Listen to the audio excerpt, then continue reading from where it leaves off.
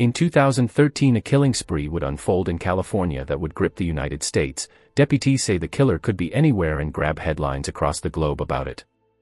This was a monster targeting his former employers at the LAPD. He was willing to do anything to kill police officers and their families, and to get away. Ex-cop Christopher Dorner would embark on a vigilante mission for vengeance. He held a pistol out the window and fired multiple shots as the clock ticked. The body count rose, the truck had its window down, assault rifle out, and it began shooting. With it came the question, what could have provoked Christopher Dorner to commit his killing spree? He was going to get even through the barrel of a gun, music. Surrounded by the vast wilderness of the San Bernardino National Forest, the tranquil mountain town of Big Bear is one of Southern California's most popular tourist destinations. Big Bear is a great little mountain town. Big Berenice environments its neighbors are a huge pine forest essentially. We're out in the wilderness, kind of, I mean. That's what people like here. Yet, on February 12, 2013, at the height of the normally bustling ski season, the atmosphere and peace of this picturesque resort were shattered. A manhunt was underway right now for a former Los Angeles police officer accused of murdering 3 people. Law enforcement authorities from across the state had descended on the tranquil area as they sought a spree killer on the run. We were all on edge, we're all keeping weapons by the door, people were taking precautions. The lone gunman had left a trail of carnage across California's cityscape before hiding out in the mountains. Christopher Dorner was now the most wanted man in America. There is a possibility that he's out here, and that's why we're out here searching. The search involved every level of law enforcement in the United States. I would say thousands of police officers were involved. This was one of the largest deployments of policing agencies in my memory. The threat posed by Dorner was palpable. Any police officer that tried to arrest him or contact him would be a target, and apprehending him would be a challenge for detectives that had little precedent. Mr. Dorner's military training, his police training, the type and nature of weapons that we knew that he had in his possession, all heightened our concerns. We didn't get much sleep during that period of time. After several days spent scouring the mountains, it was believed that the elusive killer may have slipped the net. He went to ground. Don't leave any heat, call a hit would. You couldn't find him earlier, however. In the early afternoon of the 12th of February, Dorner broke cover and was reported to police, sparking fresh life into the sprawling search efforts. Knocked down the mountain, we heard the broadcast over the radio that Dorner had been sighted. We just headed out. We knew that he had already killed multiple people. The first thing that was going through my mind was, if we do find him, you're gonna be involved in a shooting with them. Dorner was not rational, he was unpredictable, willing to do anything to get away. There was no question, at least in my mind, that this was going to end in more killing. Local scout camp leader Rick Helterbrake was on the mountain that day, unaware of the drama that was beginning to unfold. I came down the road. I'm just checking the perimeter, as I called. All this is all my property, all this stuff. So I'm checking to make sure nobody's down here, no snow players, no vehicles, basically doing a security check. So I'm driving up here, just minding my own business, a day like any other day. Roughly about in here somewhere, I see movement up here on the left. I don't know what it is, and right about in here, I see a crashed car. Around 12:45 p.m. Rick would lay eyes on the man who was the subject of one of the nation's largest ever manhunts within a split second or so, seemingly. I came up, and Christopher Dorner came out of the snowbank at me with a rifle prepared at me. In 1979, 34 years prior to his ruthless spree, Christopher Dorner and his family moved from New York to the middle-class neighborhood of Norwalk in Southern California. He was raised in a middle-income society, not a ghetto. His family wasn't tremendously poor. Despite his tranquil suburban surroundings, from an early age, Dorner would develop the sense that the world was against him. I remember him telling me that he was the only African-American child in his class or in his neighborhood. He would regularly get beat up after school, they would give him a hard time, and it was racially motivated, he thought. At college, friends recalled Ona as outgoing and well-educated. They met Chris Dorner in college. I played football together. He was clean-cut, articulate, pretty easy to get along with. He was approachable, good sense of humor, it wasn't somebody who was serious all the time. He'd laugh and smile, and was normal. I mean, it was normal for a 19-year-old or 20-year-old guy, however. Donna's habit of painting himself as a victim of prejudice continued. He was very conscious of how people treated him. I don't think that he was all that thrilled about our coaches on the football team. he commented to me that he thought that particular coach was racist. Dorner's problems with authority continued, as he had spent time in the Navy Reserves, and, after college, he joined the LAPD. In his short time with the LAPD, Christopher Dorner was the center of a lot of controversy. He made several complaints against other officers. He saw everything that happened to him that wasn't to his liking as a consequence of his race or some overall scheme against him. He was a troubled man. Christopher Dorner's festering resentment would eventually overwhelm him, and extreme violence would be the tragic consequence. In 2013, Christopher Dorner would perpetrate a killing spree that would leave California paralyzed by fear. Law enforcement throughout Southern California is heightened and aware and concerned and scared, because any one of them could have been his next target. The former LAPD man would turn fugitive and orchestrate a campaign of murder that would draw international attention and spark a massive manhunt. I think at one point in time, the rewards throughout Southern California for his apprehension amounted to over $1.5 million. The extraordinary spree would begin in puzzling circumstances. On the 3rd of February 2013, at 7:30 p.m., the city of Irvine, 40 miles southeast of Los Angeles, 27-year-old Monica Kwan and her fiancé, Keith Lawrence, were found slain in the parking lot at their apartment building. She was a coach in a school system and a very well-respected individual in the community. She was engaged to Keith Lawrence. The man who did this was a monster. Initially, the motivation for this predatory crime seemed difficult to determine. Irvine Police Department were stunned by the randomness of the selection of victims in this crime. They were young people, no enemies, no connection to crime, no history of violence, and so detectives were at a loss. With police on tactical alert across this region tonight, men and women in uniform, as well as the community, were remembering Monica Kwan, a heartbreaking day as police search for a killer. However, in the early hours of the 4th of February, Christopher Dorner would not only claim responsibility for the killings but announce his plans to continue his spree by targeting police officers. Holed up in an unassuming motel, Dorner posted a multi-page manifesto online. Upon discovery of the sprawling document, we have identified Christopher Jordan Dorner as a suspect in this double homicide. The manifesto outlined Dorner's motives in this rambling manifesto posted on Dorner's Facebook page. He detailed everything and made clear his grievances with the LAPD.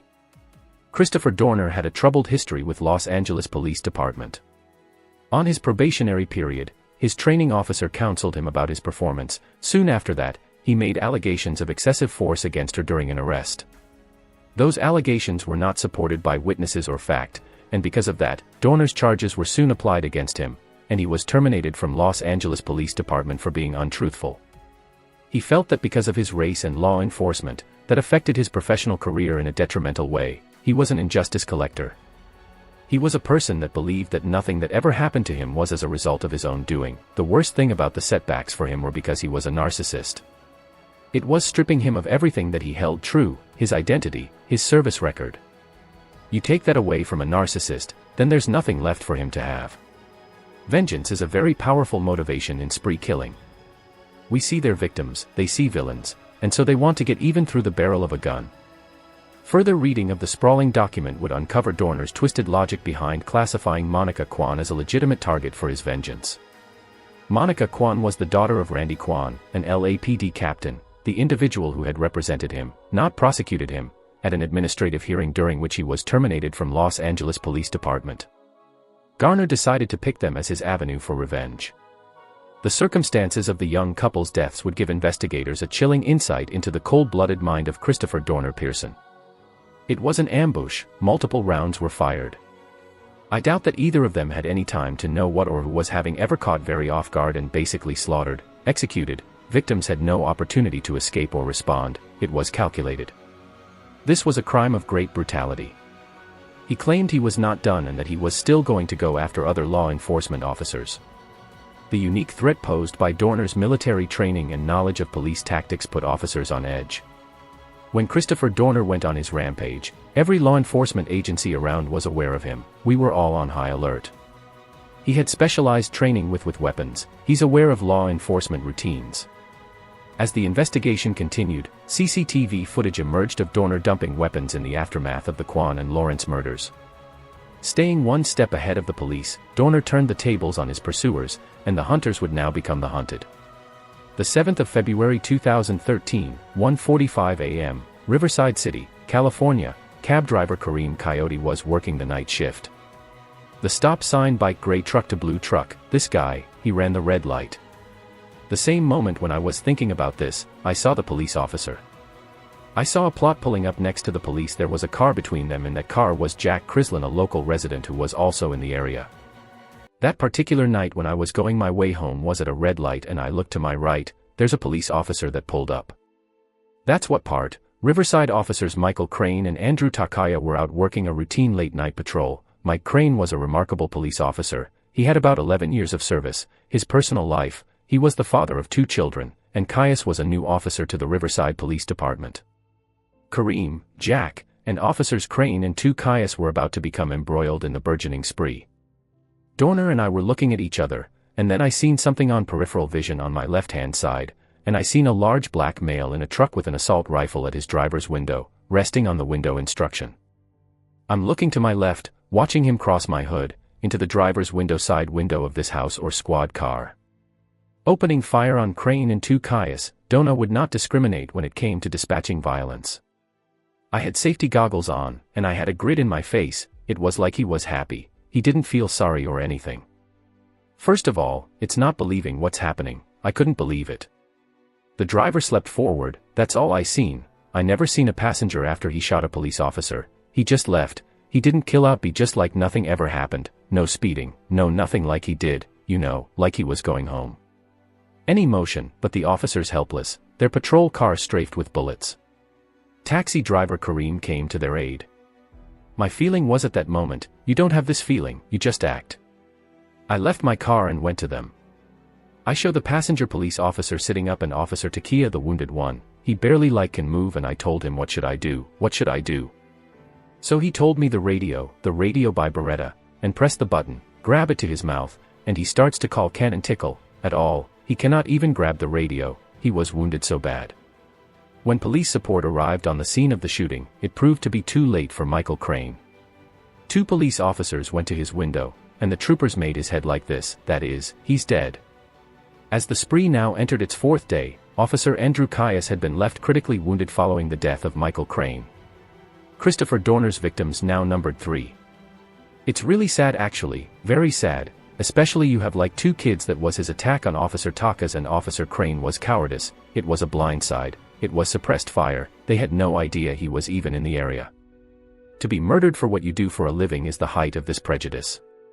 Here's a man who reviled against prejudice in his manifesto, yet he was willing to kill somebody just because of what they were wearing that day, just because they were a law enforcement officer.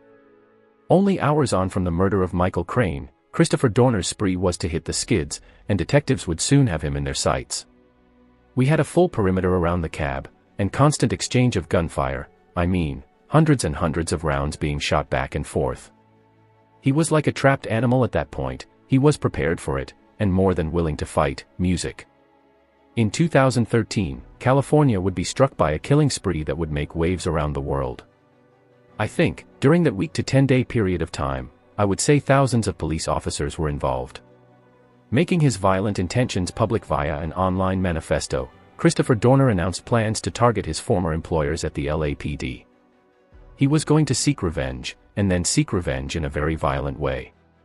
For days into his spree, Dorner had claimed the lives of 3, leaving another critically injured. His indiscriminate killings initiated a statewide climate of fear. There wasn't much rationality that you could attribute to this individual, but you could say, okay, we know who's safe and who's not safe, leading to a very heightened sense of danger and vulnerability. With police paranoia at an all-time high, they at last got a break in the case. In a remote area on a dirt road, his burned-out truck was found. When Christopher Dorner crashed his truck up in the mountain, I think the majority of us believed he was still up there. There was initial concern that this was faked and that Dorner was somewhere nearby ready to snipe. People were worried. Nobody knew where he was. We were all on edge. We're all keeping weapons by the door, hopefully not that we're gonna confront somebody like Christopher Dorner. The discovery was made on the edge of the mountain town of Big Bear and would mark a turning point in what had now become one of the largest manhunts in Californian history. During the actual manhunt, right after Chris Dorner's vehicle was found, there were hundreds of officers up there. All the police agencies in my county were on tactical alert, the Sheriff's Department, Riverside Police Department. The search involved every level of law enforcement in the United States. With Dorner's reputation for the unpredictable in mind, police proceeded with caution as they began their investigation. He was well armed, he had access to assault weapons and extremely high-powered assault weapons at that. He had a large quantity of ammunition, he was very mobile. With the normally tranquil ski resort now overrun with detectives, the search for Dorner began. We were using snowcats and a PCS with chains on them to get to those areas. Deputies say they searched 200 homes in an 8-mile wooded area where Christopher Dorner's burned-out truck was discovered, knocking on doors, going through fields and forests trying to see if they could locate him. You're talking about thousands of cabins in isolated areas, and as many as they searched out there, he had the advantage, no question. He could easily find an unoccupied cabin and maybe break in and stay there. The challenges of tracking Dorner down in such hostile terrain would be considerable. Just the element of surprise that he actually had the benefit of. When you don't know where somebody is hiding, it gives them an extreme advantage. They didn't know if he was hiding behind a tree with a sniper's rifle, they were trudging around trying to locate him, and he could be behind any tree or any corner waiting to shoot them and kill them. As the story began to break, worldwide observers started to examine what might be driving Dorner to commit his crimes. Now you have to sit there and really think hard, is this the guy that I knew or was the guy that I knew a facade? I mean, did he pull one over on me all those years? To see somebody go from being a bright, capable young man with a bright future to America's most wanted, a mass murderer, I was flabbergasted. I think what Mr. Dorner ultimately realized was that, in a sense, his world was crumbling around him. Everything that he had tried to accomplish and set out as goals, whether it be in the military or in law enforcement, didn't end well for him. He was a failure, and he couldn't deal with that. He couldn't accept that and he had nowhere else to go, and ultimately sought retribution. In the years that followed his dismissal from the LAPD, Dorner would suffer further personal setbacks resulting in a steady slide into depression. Being depressed, as Dorner suggested, is not the sole reason why individuals engage in spree killings. No doubt he was depressed. What Dorner had that was different from the millions of other people who become severely depressed is he had narcissistic tendencies, he had access to firearms, and he also had a willingness to kill to prove his point. With his life at its lowest ever, Dorner began to ready himself for what he called his last resort. After he was dismissed from the police department, he was apparently buying and selling guns, suppressors, and ammunition, and the whole time stewing about what had happened to him. Following the killings in Irvine and Riverside, Dorner had fled to the mountains of Southern California.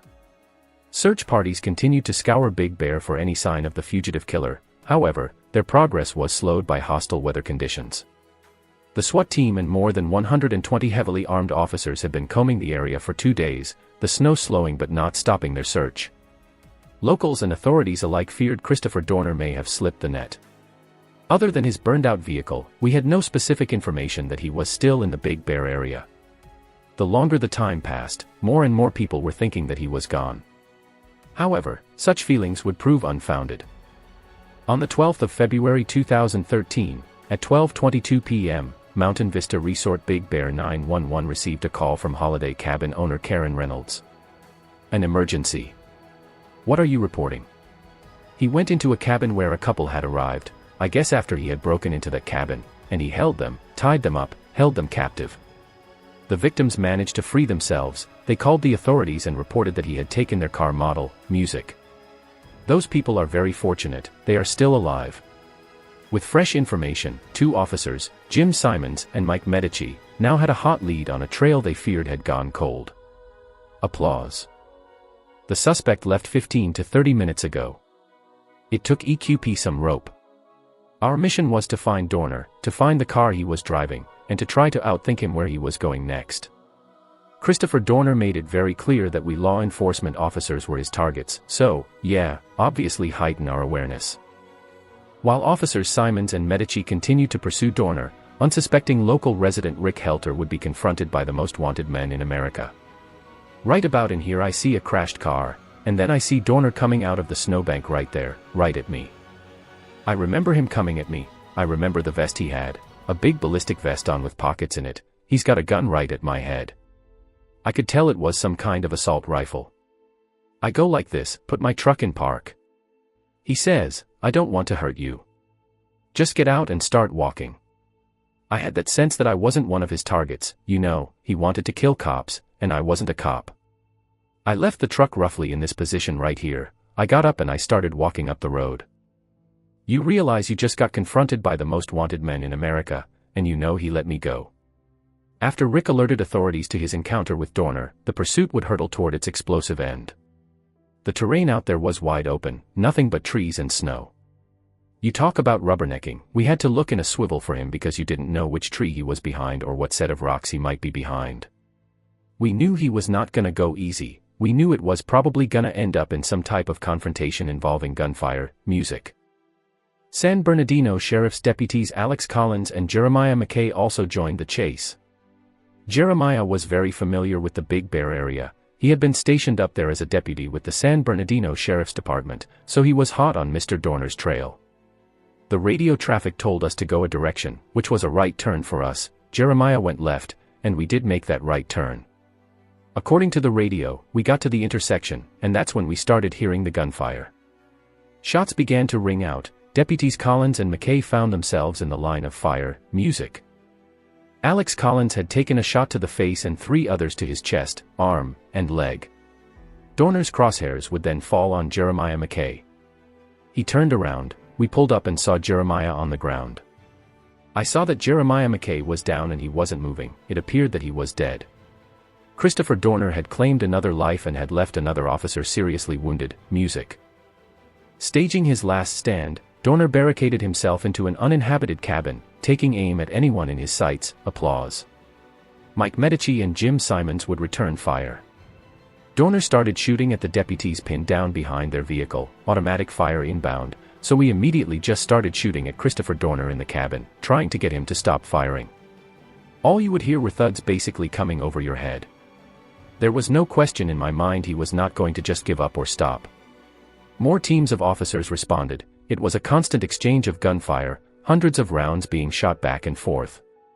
Deputies were still down in the kill zone. He would start shooting at the deputies pinned behind the car again. We could hear the rounds hitting their car. Under the cover of smoke, officers Collins and McKay were retrieved from the kill zone. Deputy Collins would receive treatment for his injuries, music. As the gun battle raged, officers moved in to pin down the men they had been hunting for. The San Bernardino SWAT team started making a tactical plan. At 4:15 p.m., more than 2 hours into the cabin siege and 9 days since the spree began, Dorner's last chance of escape was about to go up in smoke, music. In 2013, Christopher Dorner would embark on a killing spree, declaring his intent to dispatch vigilante justice against his former employers at the LAPD. He was a ghost, you never knew where he was or firing from. The out-of-control ex-cop would take the lives of 4 in 9 days, leaving 2 other victims critically wounded. Sought by law enforcement authorities from across California, Dorner would stage his last stand in a remote mountain cabin near the tourist town of Big Bear. There was no question in my mind he was not going to just give up or stop. Even with the cabin surrounded and the odds stacked against him, Dorner seemed determined to continue his fight until the last. They made announcements to come out and give yourself up numerous times. Periodically, the gunfire from inside the cabin continued. At that point, it was very obvious he had no intentions of giving up at all. Having refused all negotiations for over 2 hours, at 4:15 p.m. SWAT teams would execute a plan designed to smoke Dorner out, deploying potent tear gas canisters known as burners into the cabin, music. Ultimately, the sheriff's department ended up throwing in smoke canisters, which kind of exploded and expelled the gas, with a flame, a fire. Unfortunately, that started a fire inside the cabin. The whole time, we never got any communication back from Christopher Dorner in any way, no intentions of turning himself in or giving himself up. Watching events unfold live on TV, Dorner's former friend James Usera felt mixed emotions. It's bizarre to sit there watching the TV screen, the cabin was on fire. That was the moment where I kind of knew that, okay, my friend's gonna die and there's nothing anybody can do about it, he ain't coming out of that alive. Shortly after the cabin became engulfed by flames, a single sound emerged from the hut that signaled the end of 9 days that would rank as some of the most chaotic in California's recent history. We heard a single gunshot, which we believed was Christopher Dorner committing suicide, taking his own life. Even in death, he denied reality. I think he took the cowardly way out. He was man enough to take the lives of several people, but he was not man enough to do the time for it. He chose the narcissist's way out by ending his own life, Making the final decision over life and death, he chose to control what happened to him, not the police. For detectives and citizens alike, the end of Dorner's spree offered a chance to reflect on the events of the previous 9 days. The sense of relief was, nobody else is gonna die today. I was very relieved that we had finally put an end to this madness that he had created. He was an evil man, he came to an evil end, and the world is better for it. As the smoke from the smoldering cabin began to clear, thoughts turned towards what could have been behind Dorner's decision to conduct his killing spree. Chris was a very capable young man, he could have done anything. I mean, he was smart, he was educated. So to see it end the way that it did, we're all left asking questions about what the catalyst was, what made him snap. Dorner was in his 30s at the time. This is a time in many men's lives when they feel they should be reaching the pinnacle of success, and instead, Dorner was sliding downhill fast. And it's that lack of success that made him believe that there was little hope for the future, and he was going to get even through the barrel of a gun. He's taken on this anger and fury and personalized it, and at that point, he starts to lose sense of reality and focus more on this idea of gaining revenge. It's not something I ever would have expected, but can you honestly say that there's anybody you've ever met who you would expect would be a killer someday? I mean, just nobody expects that of other people. Like many other grudge-based spree killers, Dorner is clearly laying the blame at the feet of his victims. He's prepared to murder a number of individuals and see it as being a justifiable crime. This forms part of his narcissistic personality. He's more keen on getting his version of events across than any remorse he may feel for the victims. Without the bravery displayed by officers in the line of duty, the ultimate outcome of Dorner's spree may have been far graver. Law enforcement is full of heroes. The men and women of all the agencies that participated in the manhunt for Dorner acted as heroes, and every one of them faced danger every time they put on this uniform or one like it and went out into public, and they know it. What is beyond doubt is that the loss of innocent life suffered at Dorner's hand over those 9 days was senseless. Dorner never killed anybody that knew him or anybody that had any direct connection with all the things that he thought had been done wrong to him. All of his 4 victims were completely innocent. It's obviously an extreme shock to all the police officers when we do lose a colleague. I think it kind of brings us together closer. I think it increases our camaraderie because we realize that, anytime one of us can be shot and killed. I went to Deputy McKay's funeral service. I ran into an old friend of mine that I hadn't seen for probably 15 or 20 years, and I was just talking with him at the funeral, and then he told me that his daughter was Deputy McKay's wife. At that moment, he and I started crying. It's a very tragic situation.